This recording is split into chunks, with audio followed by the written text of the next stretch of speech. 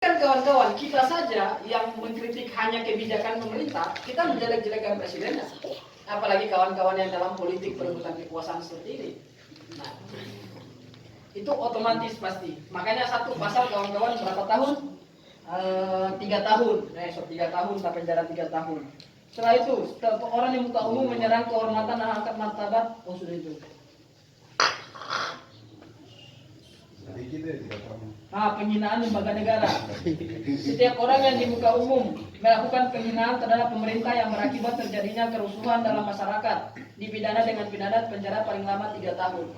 Nih, jadi kawan-kawan itu di depan umum penghinaan terhadap pemerintah, pemerintahan yang sah dan berakibat kerusuhan di tengah umum. Kita kan kawan-kawan di Papua kan pasti bilang bahwa dalam apalagi dalam sistem hukum negara Amerika Anglo-Saxon, dalam sistem hukum negara yang menggunakan Anglo-Saxon itu mereka membuat satu aturan itu menghimpun banyak aturan-aturan. Jadi Omnibus Law itu satu aturan yang menghimpun banyak aturan-aturan. Sementara di Indonesia itu melanggar aturan sebenarnya kawan-kawan. Dia melanggar aturan, melanggar undang-undang. Ya, jadi Omnibus Law ini dia melanggar undang-undang P3. Nah, undang-undang nomor 12 tahun 2011. Nah, jadi undang-undang peraturan pembentukan perundang-undangan. Nah, di dalam P3 ini, peraturan pembentukan perundang-undangan tidak mengenal istilah Omnibus Law. Jadi tidak boleh di Indonesia bikin aturan hukum yang menghimpun banyak aturan seperti ini, tidak boleh sebenarnya di Indonesia. Tapi kenapa belum direvisi ini? Indonesia sudah bikin Omnibus Law, sudah bikin aturan undang-undang ini karena kepentingan kapitalis global kawan-kawan.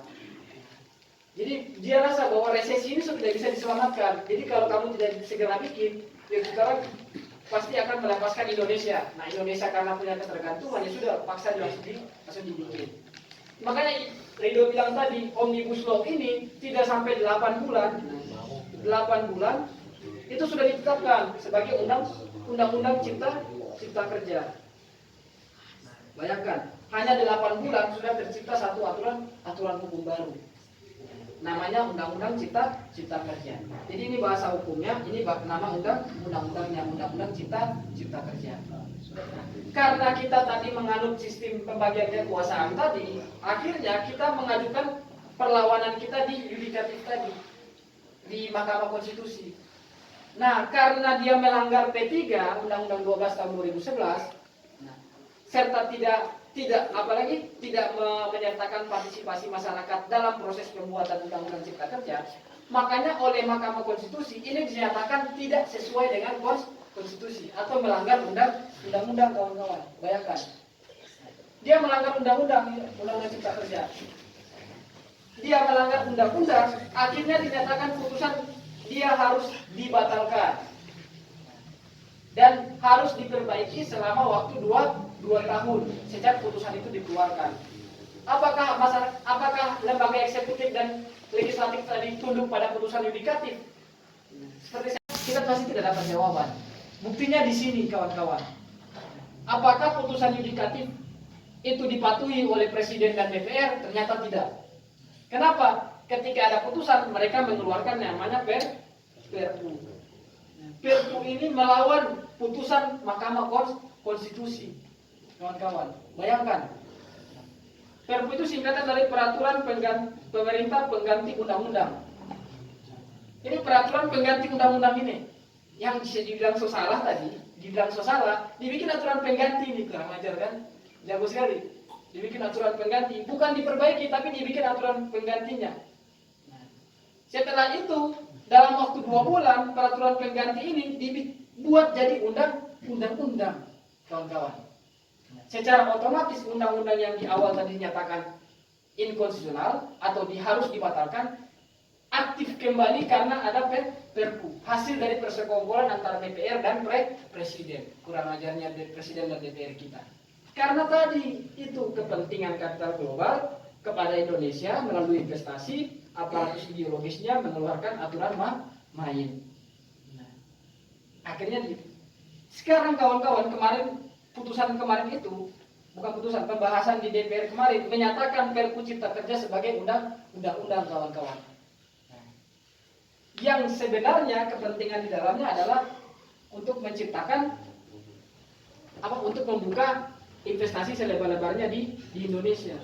Nah, apa sih kepentingan undang-undang Cipta Kerja terhadap Papua? Saya bilang tadi, terhadap situasi di Papua ini. Karena di Papua itu sebagai dapur sumber daya alam, maka ini sejalan dengan kepentingan global. Di Indonesia, karena Papua bagian dari Indonesia, makanya untuk menyelamatkan sumber daya alam tadi, kapital global itu perlu Indonesia sebagai penyelamat dari krisis ekonomi kapital global, maka Papua ditumbalkan untuk menyelamatkan sumber daya alam atau krisis kapitalisme global. Dan dalam rumus ketika apalagi satu wilayah itu diambil sumber daya alamnya, rumusnya di bumi hanguskan sumber daya manusianya. Itu rumusnya. Kalau di satu wilayah ada sumber daya alam diambil dan sumber daya manusia dipertahankan, otomatis itu akan mempersulit dia untuk mengambil sumber daya alam. Itu sulit pasti. Karena orang asli situ nggak mungkin dia mau cari makan kalau bukan dari situ. Dan ketika diganggu tempat cari makannya dalam sistem komunal primitif kita dulu, kalau kamu ganggu saya ke tempat cari makan, ya pasti saya pukul, ya kan? Sama dengan begini, misalnya saya di sini saya petang mau cari makan, tiba-tiba Yatmo datang, ambil alih saya tempat cari makan, otomatis saya hajar lawan Yatmo kan, begitu. Nah, bagaimana cara supaya Yatmo bisa ambil alih? Ya bunuh saya dulu supaya dia bisa ambil alih di situ, ya kan? Begitu kira-kira analogi sederhana. Makanya tadi kepentingan Undang-Undang Cipta Kerja dengan beberapa undang-undang di dalamnya itu bagi Papua itu bagaimana mereka bisa mengambil sumber daya alam dengan sederet kebebasan aturan tadi. Jadi dia mempermudah pengecaplokan sumber daya alam melalui apa? Izin investasi tadi. Jadi izin investasi ini dipermudah melalui Undang-Undang Cipta Kerja. Jadi nggak ada ribet-ribetnya. Dan investasi nggak mungkin dia investasi buat manusia, investasinya pasti buat sumber daya alam. Makanya tadi di situ sinkronisasi tadi dari apa yang saya jelaskan panjang tadi antara situasi ekonomi global, ketergantungan Indonesia dengan ini kepentingan yang ada di tanah Papua. Nah, bukan cuma sampai di situ kawan-kawan. Setelah kemudian aparatus ideologi mengeluarkan satu aturan namanya Undang-Undang Cipta Kerja. Nah, negara itu punya namanya aparatur represif. Nah, aparatur represif. Apa aparatur represif negara? TNI, Polri. Nih, TNI Polri. Nah, bagaimana supaya TNI Polri itu bunuh manusia atau pukul manusia amat, dibikin aturan lah supaya orang bebas. Nama aturannya apa? KUHP, Kitab Undang-Undang Hukum Pidana kawan-kawan. Jadi ini pegangan buat mereka. Kenapa? Karena yang melaksanakan apalagi putusan pidana itu si TNI Polri tadi. Yang menjaga ini tadi si TNI Polri. Jadi negara itu punya dua, aparatus ideologis dan aparatur represif. Aparatus ideologis itu untuk membuat aturan, aparatus represif itu untuk menjaga. Ya, dia untuk menjaga agar supaya kepentingan negara tetap berjalan sesuai dengan keinginan si pengendali negara tadi. Makanya kenapa kemudian TNI Polri itu bebas menghajar kita karena dia dijaga oleh KUHP. Lalu KUHP, apa dampak KUHP terhadap kawan-kawan Papua? Nah, di sini pasal 200. Nah, ini kawan-kawan.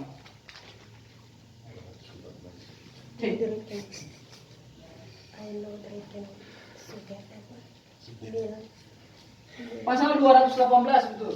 Pasal 218. Setiap orang di muka umum menyerang kehormatan atau harkat dan martabat diri presiden dan atau wakil presiden dipidana penjara paling lama 3 tahun atau pidana denda paling banyak kategori 4. Jadi dalam situasi kawan-kawan Papua, di Papua itu ada namanya konflik politik. ya kan? Konflik politiknya itu perebutan kekuasaan. Papua itu ada perebutan kekuasaan antara TPNPB dengan Indonesia, dalam hal ini diwakili oleh TNI Polri. Nah, ini jadi ada perebutan kekuasaan antara Tentara Nasional Papua Barat dengan TNI Polri, gitu. Dan ini diwakili oleh Indonesia. Ini kepentingan kemerdekaan Papua. Nah, karena kemudian ada gesekan politik dalam hal perebutan kekuasaan, otomatis dalam perebutan politik tadi si kawan-kawan Papua itu harus menyerang Indonesia. Kawan-kawan harus menyerang Indonesia, betul tidak? Maka kawan-kawan harus menjelek-jelekan presiden Indonesia, betul tidak? Ya kan? Itu pasti. Pasti wajib itu. Kalau ya bagaimana dalam perebutan kekuasaan kamu bilang Jokowi baik, ya lucu lah kalau orang Papua bilang Jokowi baik, ya kan? Sementara dalam perebutan kekuasaan kawan-kawan itu lawan si Indonesia. Yang memimpin Indonesia sekarang Jokowi. Jadi saya lucu juga kalau ada orang Papua bilang Jokowi baik, ya bagaimana itu dalam perebutan kekuasaan kawan-kawan, ya kan? Makanya dari pasal tadi 218, kawan-kawan yang memang melakukan perlawanan dengan Indonesia, dalam hal ini politik kawan-kawan untuk merebut kemerdekaan kawan-kawan, secara otomatis kawan-kawan pasti akan menjelek-jelekan negara Indonesia, apalagi 7 pimpinan yang ada di Indonesia. Nah, sekarang ada aturan kawan-kawan itu dipidana, dipenjara kalau menjelek-jelekan presiden. Baru bagaimana kita mau aksi dalam politik kawan-kawan tadi ini? Bayangkan, bagaimana cara kawan-kawan mau aksi? Baru bilang, kita cuma mau merdeka, Jokowi baik. Ya kan bagaimana itu? Ya kan nggak mungkin.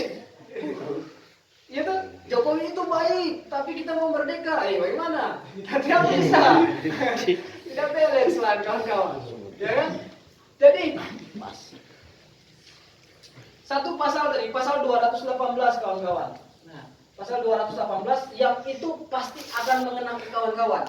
Apalagi di Cipta Kerja ini soal waktu kerja buruh, yang buruh dipaksa kalau disahkan di dalam aturan sebelumnya, undang-undang berapa? 13. Soal waktu kerja buruh. Jadi waktu kerja kelas pekerja itu ditetapkan kalau dalam 1 minggu dia cuma 40 jam buruh itu bisa bekerja di Indonesia.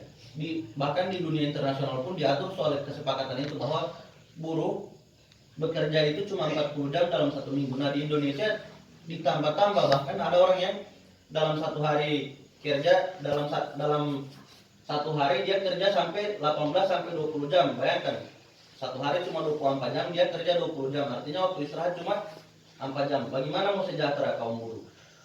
Ini yang kemudian kebijakan-kebijakan yang dinilai merugikan kaum buruh, sementara melanggengkan investasi itu tadi dari waktu kerja buruh yang tidak diatur. Kemudian pasal tentang di Undang-Undang Cipta Kerja, pasal tentang pesangon. Pesangon itu biasa kalau orang yang bekerja 5 atau 10 tahun setelah pensiun, dia terima dana yang namanya pesangon. Nah, di Undang-Undang Cipta Kerja yang tadi semakin kepastian untuk orang mendapat pesangon itu tidak dijamin oleh negara. Artinya perusahaan suka-suka mau kasih pesangon atau tidak. Ini yang kemudian dinilai merugikan kaum buruh. Kalau kita orang lihat PNS, kalau pegawai negeri yang bekerja untuk negara, orang pensiun terima dana pensiun. Nah, buruh setelah dia bekerja tidak terima dana pensiun macam PNS, macam TNI Polri, tidak terima itu. Negara tidak menjamin untuk kelas pekerja terima pesangon itu tadi. Maka pasal-pasal ini kemudian dinilai merugikan kaum buruh, sehingga terjadi gelombang penolakan yang secara besar-besaran. Tapi kemudian kita mau ingatkan lewat aksi ini, berkaitan juga dengan 2 produk hukum yang diterbitkan. Kita mau ingatkan negara lewat aksi, lewat sekuat-kuat perjuangan kita. Tadi disampaikan bahwa kita lewat aksi massa, sementara aturan yang mengatur soal bagaimana kemudian kita melakukan aksi massa, bagaimana kita melakukan perlawanan, bagaimana cara kita mengkritik negara, itu dibatasi lewat Kitab Undang-Undang Hukum Pidana yang direvisi pada tahun 2000 berapa kemarin? 2020. 2021. Apa ini? Sekuat-kuatnya kita orang paling cuma lewat aksi, lewat paling cuma ditangkap, dipukul, dibebaskan lagi. Begitu terus saja dulu orang ini. Nanti akan sampai pada fase kemudian kita bisa mungkin 2000 berapa kemarin kita orang pegang senjata baku tembak sama-sama kan. Ini murah. Jadi mungkin itu dulu bacaan dari saya pribadi. Saya kembalikan. Ada stop apa nih? Itu di rokok. Tapi kalau mau berapa toh? Sorry, minta maaf saya sambil sibuk papannya. Soalnya dari tadi menghayal di sini.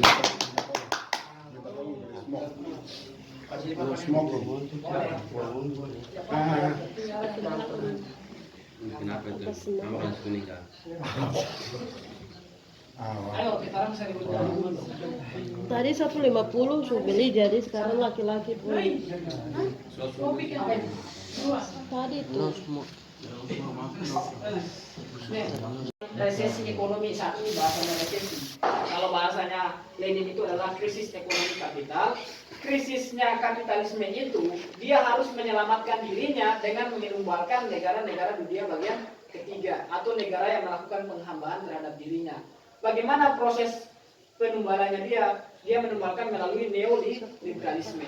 Neoliberalisme itu ada 3 watak. Pertama privatisasi, privat, 2 komersial, ketiga liberal. Liberalisasi.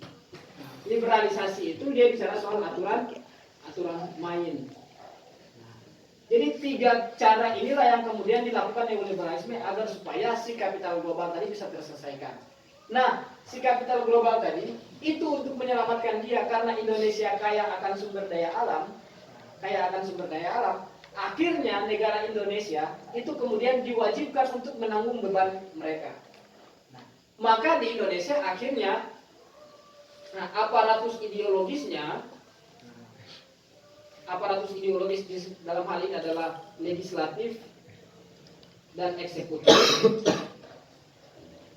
itu kemudian membuat aturan hukumnya. Bagaimana kemudian cara kita untuk menyelamatkan si kapital global tadi? Nah, aturan dari yang dikeluarkan oleh aparatus ideologis tadi, dia melihat bahwa kapital bilang, kamu ke aturan-aturan di Indonesia ini kayaknya terlalu mempersulit kita untuk masuk. Kita mau masuk di Indonesia melalui investasi. Di sini ada investasi. Kita mau masuk lewat investasi kayaknya sulit. Kenapa? Karena banyak aturan-aturan kalian yang mempersulit kita untuk masuk.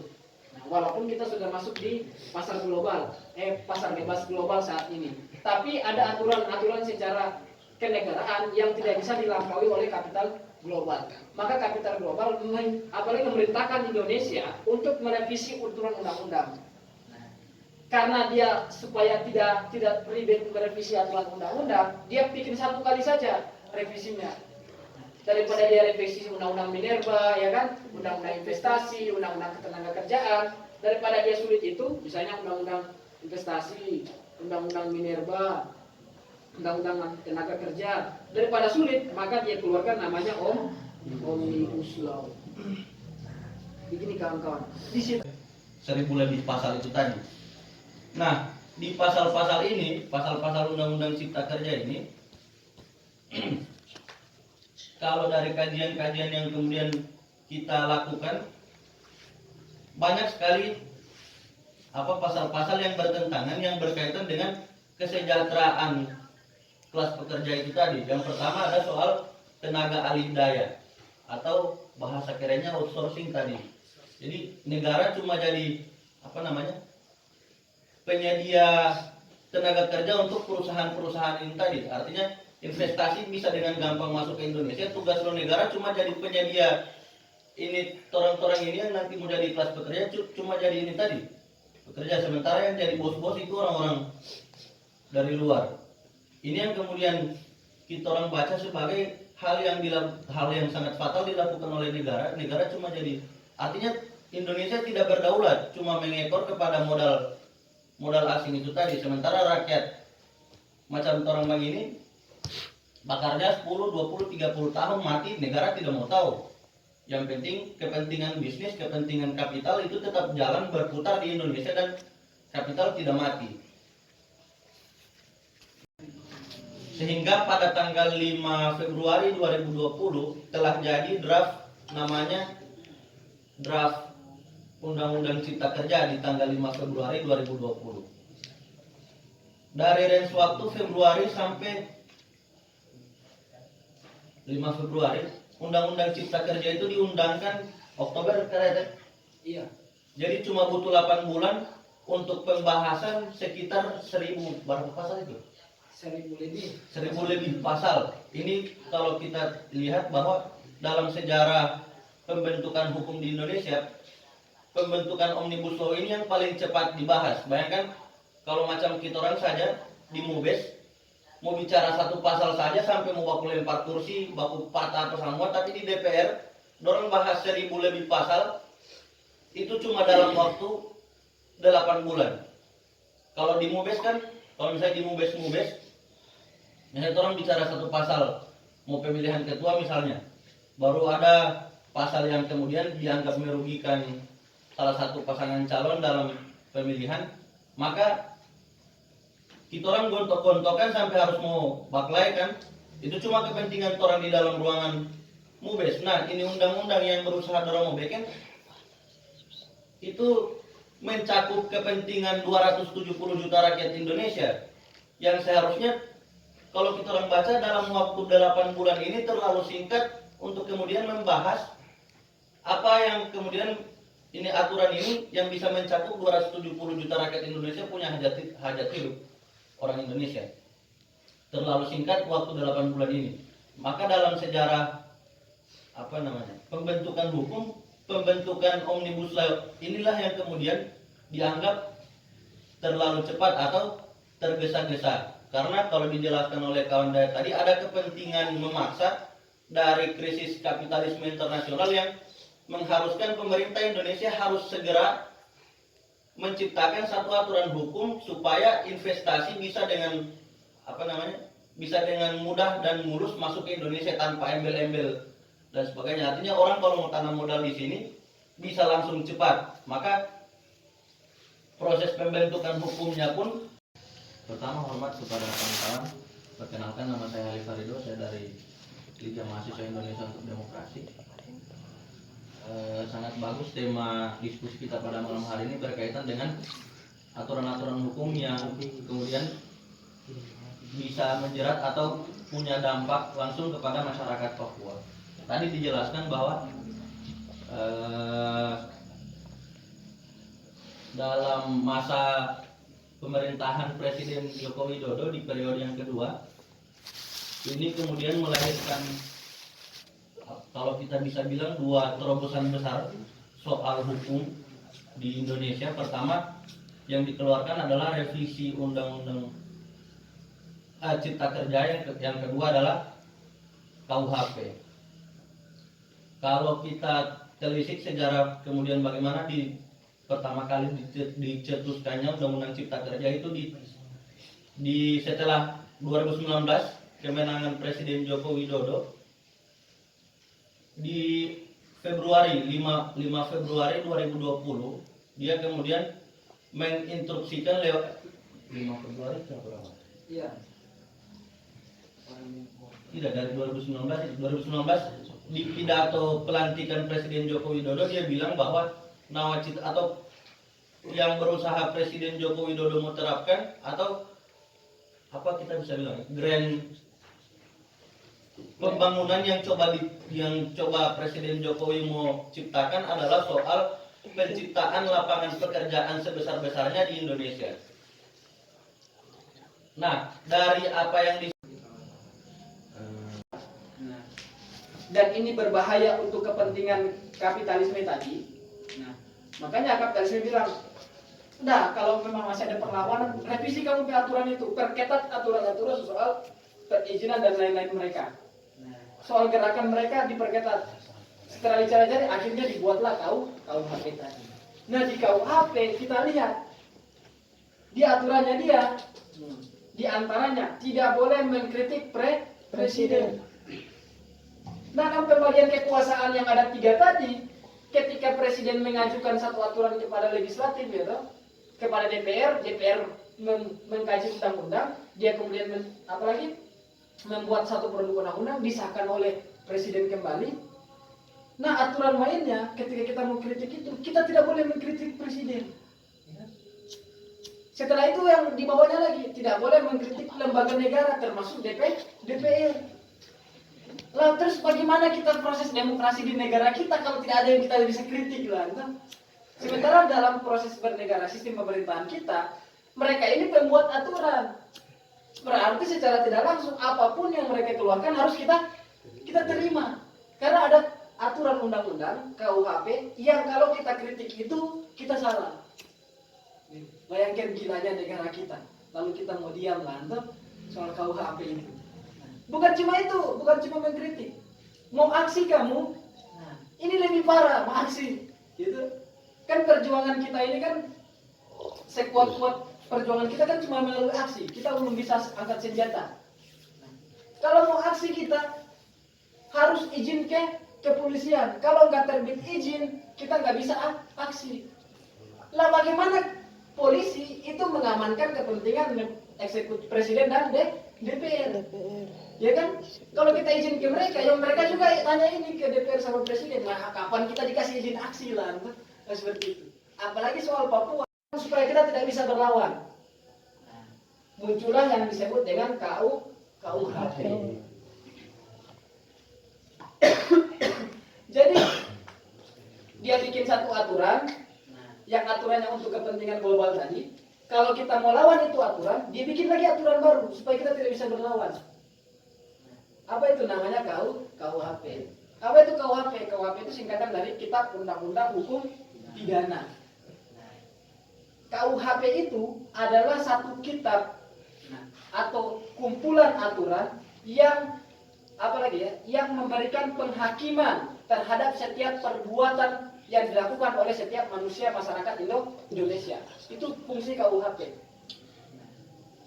Jadi semua yang kita lakukan itu diatur di KUHP.